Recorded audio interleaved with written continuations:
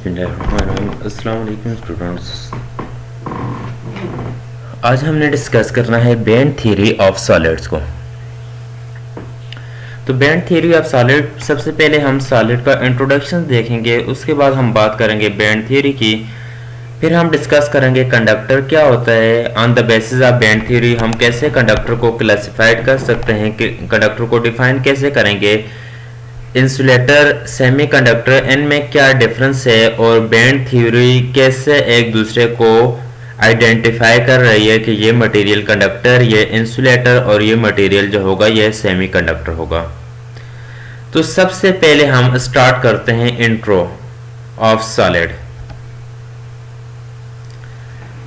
Solid क्या है? तो सॉलिड स्टेट ऑफ मैटर है।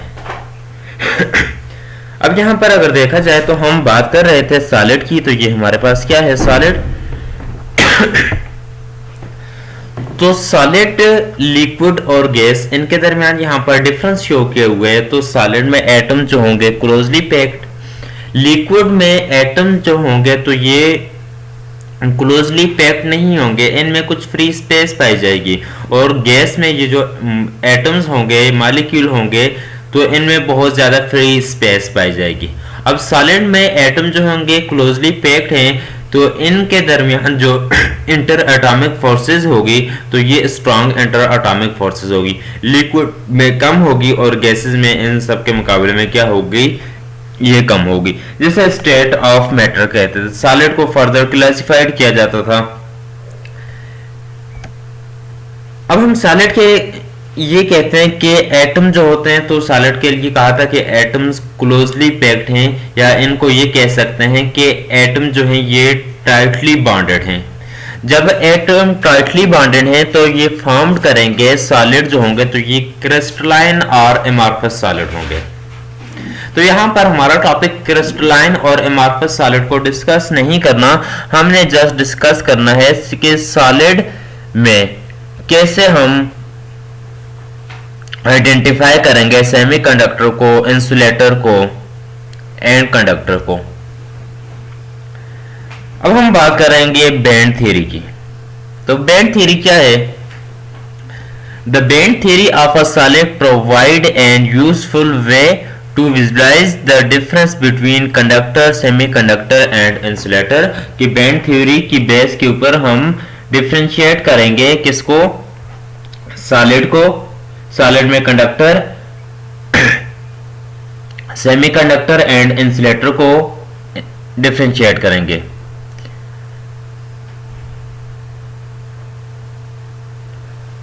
Provide a way understand the working of device based on electrical conductions. तो इसमें हमें जो इंफॉर्मेशन मिलेगी तो वो इलेक्ट्रिकल कंडक्शंस के बारे में ज्यादातर इंफॉर्मेशन हमें मिलेगी।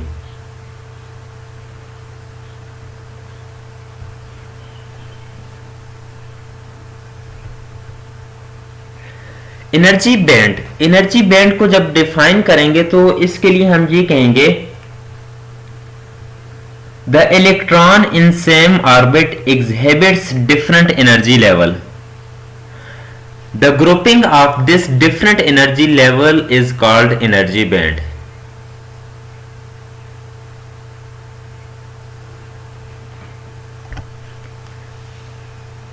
तो यहां पर देखें कि ये एटम्स शो किए हुए हैं, तो एटम्स एक ही मटेरियल में, इसमें नंबर ऑफ इलेक्ट्रॉन होंगे। जब नंबर ऑफ इलेक्ट्रॉन होंगे तो इन नंबर ऑफ इलेक्ट्रॉन के डिफरेंट एनर्जी बैंड होंगे। अब देखें कि atom are close to each other, that energy level of the outermost orbit of the atom are said to form a continuous energy band. यहां पर देखें कि atom जो है, तो एटम क्या है? क्लोजली पैक्ड है। जब एटम जो है ये क्लोजली पैक्ड होंगे, एटम जब क्लोजली पैक होंगे तो इनके इलेक्ट्रॉन देखें तो यहां पर एनर्जी बैंड पाए जाते हैं। तो इनके एनर्जी बैंड जो होंगे तो ये क्या होंगे? एक दूसरे के साथ ओवरलैप होंगे। आउटर मोस्ट ऑर्बिट जो होगा एटम्स का are said to form a continuous energy band. Continuous energy band किस तरीके से फॉर्म्ड होगा कि अगर देखें कि सिंगल एटम्स है, यहां पर इस डायग्राम को समझें कि यहां पर अगर कोई सिंगल एटम है, सिंगल एटम है तो इसकी लाजमी बात है कि इसका आउटर मोस्ट ऑर्बिट जो होगा वो भी क्या होगा, उसके साथ कोई दूसरा एटम्स नहीं पाया जाएगा, तो उसका आउटर मोस्ट ऑर्बिट क्या होगा, वो भी सिंगल होगा। Significant leap required for an electron to move to the next higher level, तो इसमें ये होगा। लेकिन अगर ये कहते हैं कि 5 एटम्स हैं जो कि 5 एटम क्लोजली पैक्ड हैं, यहां पर ये कहते हैं इस डायग्राम में 5 एटम हैं, ये क्लोजली पैक हैं, तो ये देखें ये भी 5 हैं और ये 3s जो हैं 3s ऑर्बिटल ये भी 5 और p ऑर्बिटल ये भी 5 होंगे। तो इसमें क्या है, शॉर्टर लीप रिक्वायर्ड और 5 atoms is in closely proximity. तो अब ये है कि जब 5 एटम होंगे तो 5 एटम क्या होंगे, क्लोजली एक दूसरे के साथ पैक्ड होंगे। जब क्लोजली पैक्ड होंगे तो उनके एनर्जी बैंड जो होंगे तो वो एनर्जी बैंड क्या होंगे, कंटिन्यूस एनर्जी बैंड फॉर्म्ड होंगे। इसी तरीके से जैसे सेकंड एग्जांपल को, ये सेकंड जो है इसको डिस्कस किया, अगर इस तरीके से नंबर ऑफ एटम जो होंगे वो एग्जिस्ट करें, तो नंबर ऑफ एटम जब एग्जिस्ट करेंगे तो इनका आउटर मोस्ट ऑर्बिट जो होगा, तो आउटर मोस्ट ऑर्बिट क्या करेगा, ओवरलैप कर देंगे। जब आउटर मोस्ट ऑर्बिट ओवरलैप करेंगे तो इसी तरीके से ये देखेंगे 3s और 3p, तो multitude of atoms in a close proximity. तो इसमें 5 एटम्स है तो 5 ही क्या करेंगे, और यहां पर नंबर ऑफ एटम है तो number of atoms close proximity होंगे। अब ओवरलैप क्या होंगे, ओवरलैप इस तरीके से होंगे, overlap permits electron to freely drift between bands, तो ये बैंड में क्या करेंगे, इलेक्ट्रॉन फ्रीली ड्रिफ्ट होंगे। तो जितने नंबर ऑफ एटम्स एग्जिस्ट करेंगे उतने ही वहां पर कंटिन्यूस एनर्जी बैंड, अब ये बैंड देखा जाए तो ये कौन सा है, तो ये कंटिन्यूस एनर्जी बैंड यहां पर फॉर्म्ड हो रहा है। Important energy band in solid, तो एनर्जी बैंड में हम डिस्कस करेंगे conduction band, valence band, forbidden gap and Fermi level.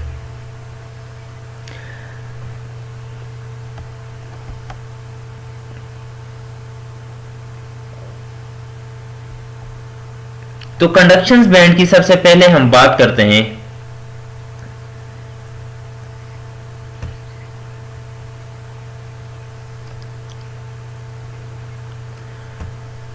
अब हमारी मेन हेडिंग है important energy band in solid. इसके बाद हम ये कहेंगे there are number of energy band in solid but three of them are very important.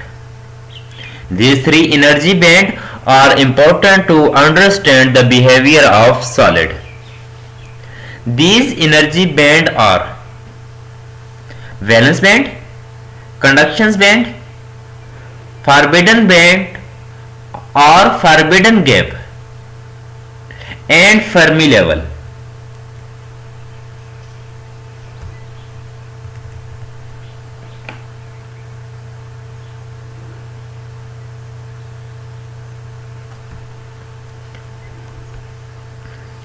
तो अब हम बात करते हैं valence band, conductions and energy band.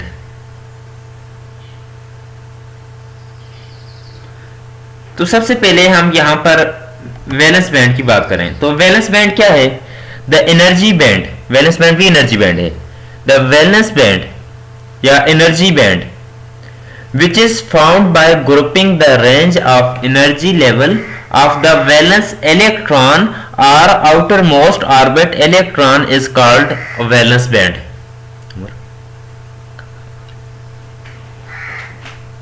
Valence band is present below the conduction band. तो यहां पर देखें conduction band है तो इससे below ये lie कर रहा है। Electron in the valence band have lower energy then the electron in conduction band.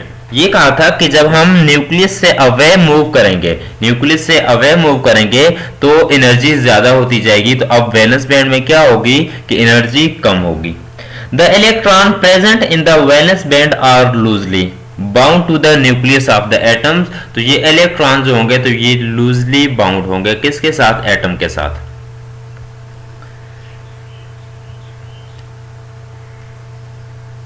Conduction band and energy band. The energy band, conduction band को पहले डिफाइन करते हैं। The energy band which is found by grouping the range of energy level of free electron. Valence band में ये कहा था energy level of the valence electron, तो इसमें ये कहेंगे of the free electron is called conduction band. Generally the conduction band is empty. यहां पर देखें कंडक्शन बैंड क्या है? एम्प्टी है। ये कंडक्शन बैंड है तो ये एम्प्टी बैंड है। But when external energy is applied two electron in the valence band jump into conduction band and become free electron. तो यहां पर जब इसको एक्सटर्नल वैलेंस इलेक्ट्रॉन में एनर्जी दी जाए तो यहां से एक इलेक्ट्रॉन जंप आउट करके तो ये कंडक्शन बैंड में चला जाएगा। Electron in the conduction band have higher energy than the electron in the valence band। इसकी रीजन क्योंकि यहां से इलेक्ट्रॉन एनर्जी गेन करके यहां पर पहुंचेगा। The conduction band electron are not bounded to the nucleus of an atoms। तो ये वाला कंडक्शन बैंड में इलेक्ट्रॉन जो होगा तो ये न्यूक्लियस के साथ बॉन्ड नहीं बनाएगा, बॉन्डेड नहीं होगा। तो यही पॉइंट है कि electron in conduction band are not bound to the atom and they can move freely. Second, hole in valence band can also move freely.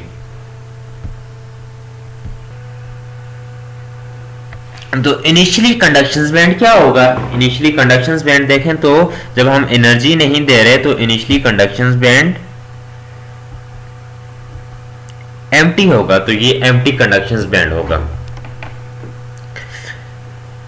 Crucial of conductions is the closeness between valence and conduction band, since electron need jump from valence band to conduction band to move freely।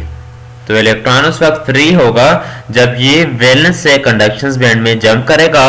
तो इसके jump करने के लिए अभी बताया है कि valence band में जब इलेक्ट्रॉन को एनर्जी देंगे तो तब ये वैलेंस से कंडक्शन बैंड में जंप करेगा। Energy of electron.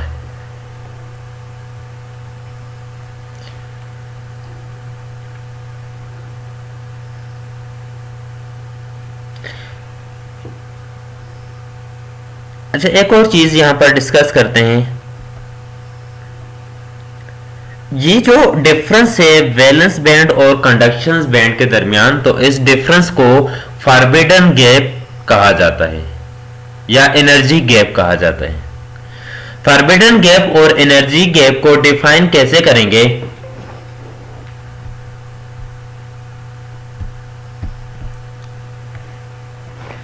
The energy gap which is present between the valence band and conduction band by separating these two energy band is called as forbidden gap or forbidden gap, forbidden band or forbidden gap। तो ये जो valence band और conduction band इनको separate करेगा तो इसे हम forbidden gap का नाम देते हैं।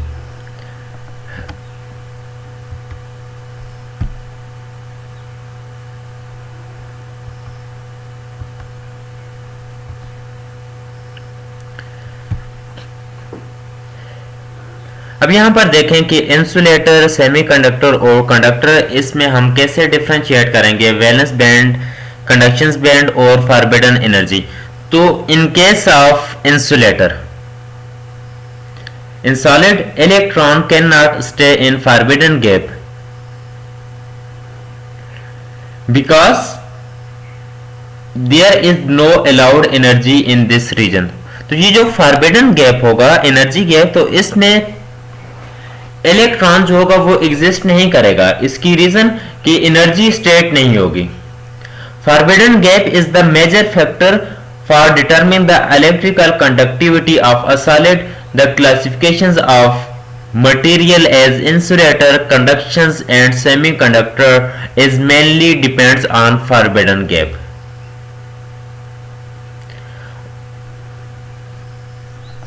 तो अब यहां पर देखें कि एनर्जी ऑफ इलेक्ट्रॉन, तो इंसुलेटर का केस है, तो इंसुलेटर के केस में फॉरबिडन गैप जो होगा, तो फॉरबिडन और इसमें फॉरबिडन गैप जो होगा तो इसमें बहुत ज्यादा होगा। जब फॉरबिडन गैप ज्यादा होगा तो इट्स मींस दैट कि वैलेंस बैंड और कंडक्शन बैंड में एनर्जी का डिफरेंस जो होगा, एनर्जी गैप, तो ये एनर्जी गैप क्या होगा, ये ज्यादा होगा। अब इंसुलेटर किस वजह से होता है, क्योंकि जब हम किसी मटेरियल को एक्स्ट्रा एनर्जी देते हैं वैलेंस बैंड में इलेक्ट्रॉन को, तो इसमें एक्स्ट्रा एनर्जी हमें बहुत ज्यादा देनी पड़ेगी कि इस इलेक्ट्रॉन, क्योंकि यहां पर डिफरेंस ऑफ एनर्जी आ रहा है, बहुत ज्यादा एनर्जी देंगे तब इलेक्ट्रॉन कंडक्शन बैंड में जाकर फ्री होगा, अदरवाइज इलेक्ट्रॉन जो होगा वो फ्री नहीं होगा। तो इतनी ज्यादा एनर्जी नहीं दी जा सकती, तो इस वजह से इंसुलेटर जो होता है तो इसमें कोई फ्री इलेक्ट्रॉन नहीं होता। किस वजह से नहीं होता, क्योंकि यहां पर फॉरबिडन गैप जो होता है तो ये हाई होता है। सेमीकंडक्टर ऐसा मटेरियल कि जिसमें फॉरबिडन गैप और फॉरबिडन बैंड, ये क्या होता है, फॉरबिडन गैप और फॉरबिडन बैंड और गैप ये क्या होता है, ये कम होता है। जीरो नहीं होता लेकिन कम होता है। स्मॉल अमाउंट ऑफ एनर्जी दें तो ये वैलेंस बैंड से कंडक्शन बैंड में इलेक्ट्रॉन इजीली चला जाएगा। एक चीज देख लें, दोनों में है फर्मी लेवल, यहां पर भी फर्मी लेवल है सेमीकंडक्टर और कंडक्टर के केस में। तो फर्मी लेवल को जब डिफाइन करेंगे तो फर्मी लेवल क्या होगा, फर्मी लेवल या इसे फर्मी एनर्जी कहा जाता है। Fermi energy is often defined as highest occupied energy level of a material at absolute zero temperature. In other words, all electron in a body occupy energy state at a below that the body Fermi energy at zero के, तो ये Fermi level या Fermi energy कहा जाता है।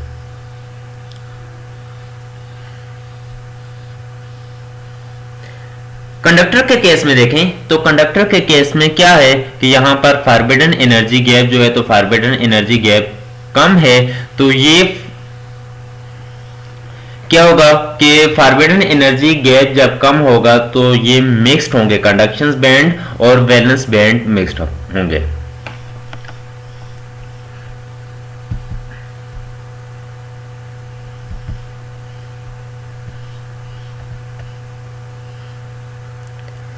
तो यहां पर पहले इंसुलेटर की बात करते हैं। इंसुलेटर क्या है, the material which does not allow the flow of electric current through them are called insulator. Insulator are also called as a poor conductor of electricity.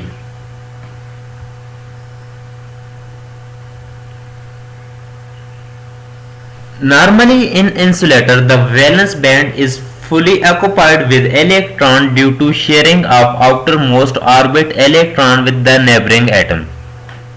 यहां पर साफ देख भी लें कि वैलेंस बैंड जो है तो ये क्या है, ये फिल है। Whereas conduction band is empty and no electron are present in conduction band in case of insulator। The forbidden gap between the valence band and conduction band is very large in insulator.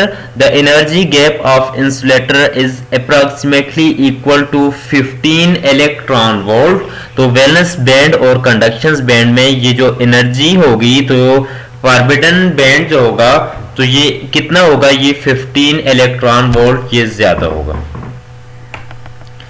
The electron in valence band cannot move because they are locked up between the atom।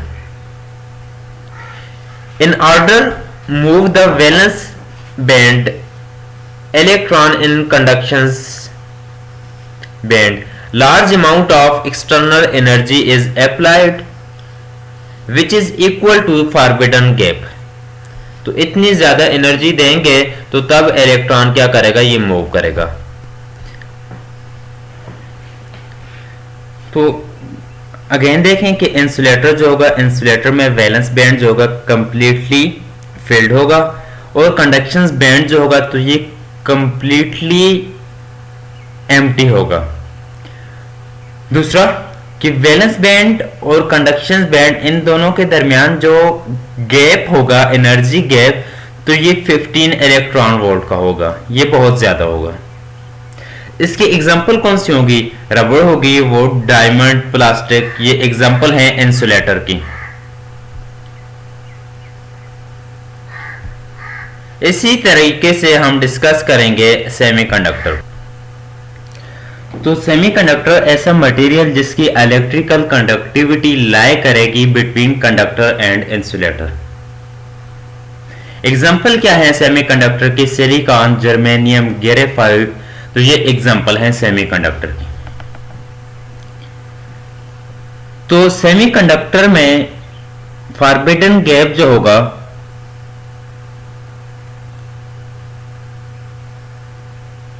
तो ये इतना ज्यादा नहीं होगा, ये बहुत कम होगा। कितना होगा कि इंसुलेटर में ये 15 इलेक्ट्रॉन वोल्ट के इक्वल था, तो सेमीकंडक्टर के केस में ये 1 इलेक्ट्रॉन वोल्ट के इक्वल होगा। अगर लो टेम्परेचर हो तो लो टेम्परेचर पर वैलेंस बैंड जो होगा तो ये कंप्लीटली ऑक्युपाइड होगा विद इलेक्ट्रॉन, और कंडक्शन बैंड ये क्या होगा?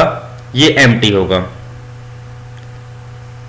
इसकी रीजन क्या होगी कि यहां पर एनर्जी अगर कम है, लेकिन है तो सही 1 इलेक्ट्रॉन वोल्ट एनर्जी गैप इतना है तो सही। तो अब इतनी एनर्जी नहीं होगी लो टेम्परेचर पर कि वैलेंस बैंड से हम इलेक्ट्रॉन को कंडक्शन बैंड में मूव करा सकें। लो टेम्परेचर के ऊपर सेमीकंडक्टर इसी वजह से क्या होगा? ये इंसुलेटर होगा। जब हम रूम टेम्परेचर की बात करते हैं तो some of electron in valence band gain enough energy in the form of heat and move to conduction band.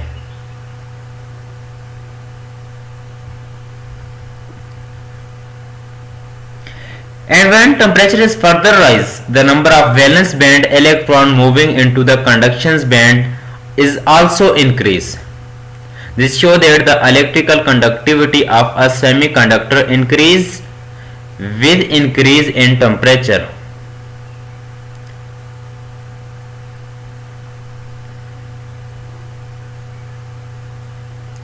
एक इंपॉर्टेंट पॉइंट कि यहां पर हम ये कहेंगे resistance of a semiconductor decrease with increase in temperature.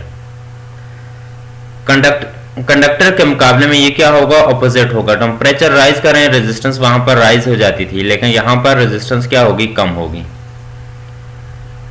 अब हम बात करते हैं कंडक्टर की।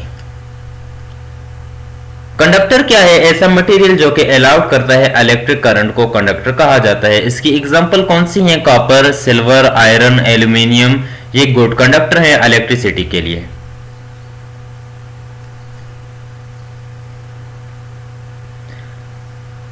कंडक्टर में क्या होता है कि valence band and conduction band ये दोनों क्या हो रहे हैं? तो ये दोनों ओवरलैप कर रहे हैं। इसकी रीजन कि यहां पर एनर्जी गैप जो होता है, फॉरबिडन गैप, तो ये बहुत कम होता है, ना होने के बराबर, ये ओवरलैप कर देते हैं। अब इससे क्या होगा? Number of valence band and electron जो होंगे तो ये इजीली मूव करेंगे कंडक्शन बैंड में।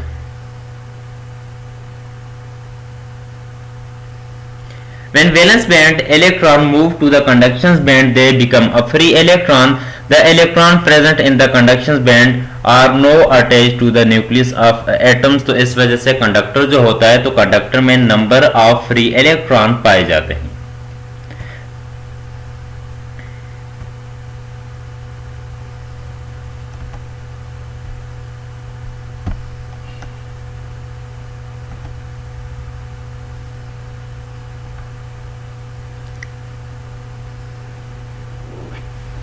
तो अभी तक जो हमने डिस्कस किया तो दोबारा उसमें कंडक्टर में क्या होता है कि इन कंडक्टर वैलेंस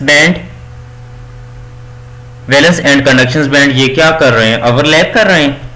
जब ये ओवरलैप कर रहे हैं तो यहां से देखें कि इलेक्ट्रॉन फ्रीली मूव कर सकते हैं। इंसुलेटर में क्या है कि एनर्जी डिफरेंस जो है तो ये क्या होगा? बहुत ज्यादा होगा, 15 इलेक्ट्रॉन वोल्ट। तो अब इसमें इलेक्ट्रॉन को वैलेंस से कंडक्शन में मूव कराने के लिए इसमें बहुत ज़्यादा एनर्जी रिक्वायर्ड होती है। इसकी एग्जांपल तो ग्लास, इसकी एग्जांपल है ग्लास एंड मिनरल।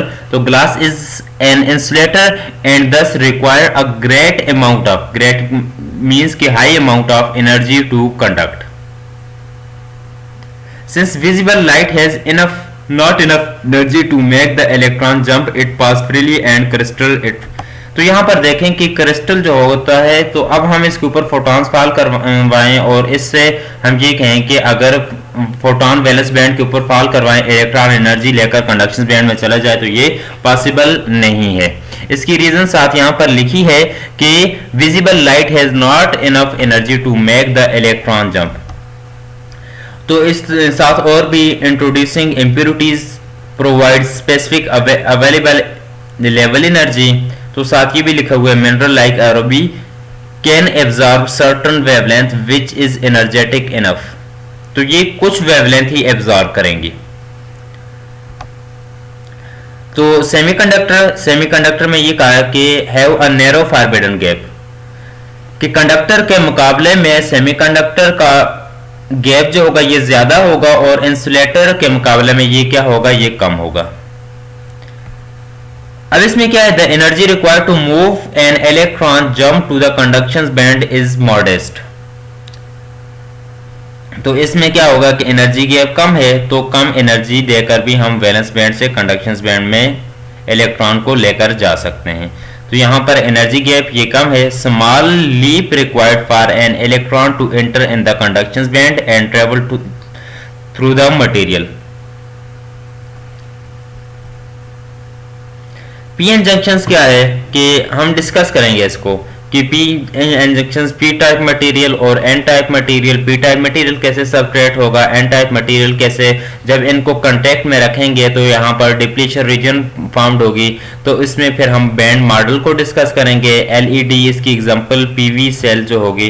तो बैंड मॉडल क्या है, तो यहाँ पर ये देखें कि होल है वैलेंस बैंड जो है, तो वैलेंस बैंड में होल किस वजह से, क्योंकि इलेक्ट्रॉन को जब हम एनर्जी देकर कंडक्शन बैंड में मूव करा रहे थे तो deficiency of electron valence band में जनरेट होगी। तो वैलेंस बैंड में जब डिफिशियंसी ऑफ इलेक्ट्रॉन जनरेट होगी तो डिफिशियंसी ऑफ इलेक्ट्रॉन अपीयर होगी होल की फॉर्म में और कंडक्शन बैंड में यहाँ पर इलेक्ट्रॉन। इसी तरीके से जब हम इसे बाइसिंग करते हैं, मींस के वोल्टेज इसको अप्लाई करते हैं, तो होल यहाँ से रिपेल हो जाएंगे और इलेक्ट्रॉन अट्रैक्ट हो जाएंगे। तो दो करंट इसमें मूव करेंगे, एक इलेक्ट्रॉनिक करंट होगा और दूसरा होल की वजह से करंट फ्लो करेगा।